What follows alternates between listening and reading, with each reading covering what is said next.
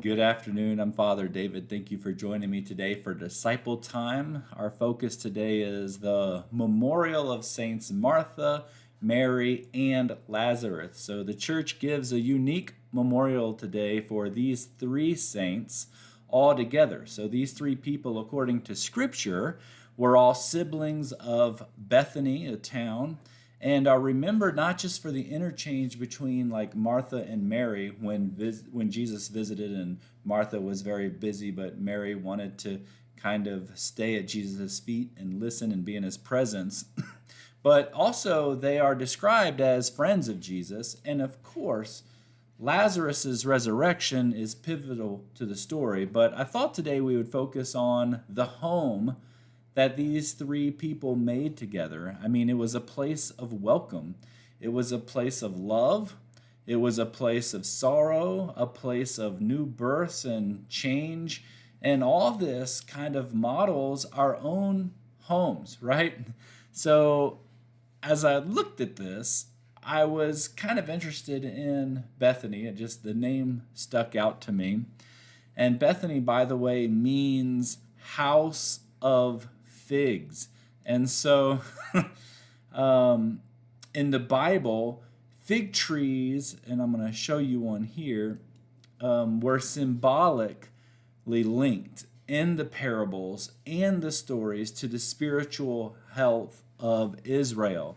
So like in 1 Kings 4:25, we read, during Solomon's lifetime, Judah and Israel from Dan to Beersheba lived in safety, everyone under their own vine and under their own fig tree. And that fig tree there is like this thing that provides food and shade and nurture, and it's just a symbol of health.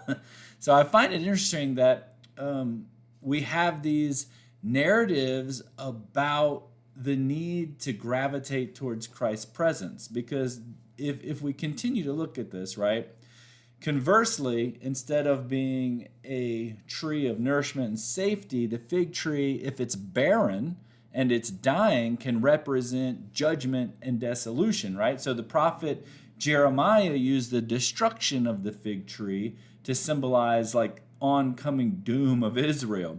So like I said, I find it interesting that these narratives are in there and they're so connected with the fig tree, and how Jesus would resurrect Lazarus in Bethany, the house of figs. So the house of figs, because maybe, I don't know, just maybe, right? This is one way that the writer is informing the reader that Israel, if it would draw near to Christ, would be actually revived. And in any event, Bethany to Jesus was a place where all these friends and all these siblings lived. And it was a house of intimate friendship with God. And that's what I want to focus on, because I think our homes need to be places of intimate relationship with God. So we read in Exodus 33:11, the Lord used to speak to Moses face to face as one speaks to a friend. And this verse echoes across the centuries, right? In the Gospel of John, where Jesus comes to Bethany not as a distant teacher, but as a friend who weeps over the death of Lazarus, who is grieving the loss of a friend. He enters a house where he's known by name. He enters a house where he's loved, not for miracles or power, but for who he is. And I think that is important too, because we need to know who Christ is, not just, look to him to be like the checkbox miracle worker of our lives, but, instead to be involved in relationship with Christ. And so in John 11, right, when Martha runs to meet him after her brother's death, we hear not only sorrow, but trust, as she's like, Lord, if you had been here, my brother would not have died. That's in John 11:21. But did you notice that even in her grief, she's speaking these words of very bold faith? If you would have been here, he wouldn't have died. I mean, that's a lot of faith. So we read in John 11:22, but even now, I know that whatever you ask from God, God will give you. So Martha, often seen as particularly busy around the house, right? In this moment, she becomes like a prophet. And when Jesus says, I am the resurrection and the life in John 11:25, it's Martha, not Mary, that's the one who responds with this confession about Jesus and his Christness, his Messiahness, like Peter's. And so in John 11:27, she says, yes, Lord, I believe you are the Christ, the Son of God who is coming into the world.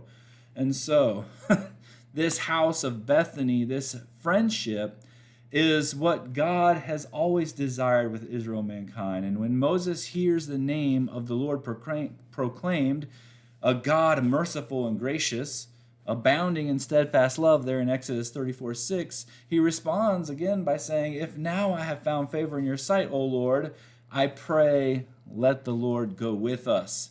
So in all of this, right, we got Martha, Mary, and Lazarus showing us what that favor looks like. They invite God to dwell with them, to eat with them, to weep with them, and through that, right, they open, as I was talking about Sunday, the Porta Sante, the holy door, in their souls. And they open themselves up to this blessed friendship and relationship with God through Christ. And in that, God's glory is actually revealed in that miracle of healing. So today, I think we're being called, right, to become like the household of Bethany, a place in our homes where Jesus is welcome, where Jesus is heard, where we commune with Christ, where he's loved. And like Martha, we're invited to trust in the resurrection even when we don't understand it, right? So, Mary, like to sit at his feet, like Lazarus, to bear witness to the life that Jesus gives as he, pulls off these old, tomb clothes and he's reborn. That's the power of Christ in the life. He calms us when we're busy. He floods us with his presence when we're open and available. He gives us life when we're asking for it. This is all through Christ. So what's the application today? I think it's this, right? Let's see Christ as our friend in this world, and let's invite him into our homes that we might be blessed. Well, thank you for joining me today as we've looked at the memorial of Saints Martha, Mary, and Lazarus. I pray that your home will be a place where Christ is welcome. Have a blessed day.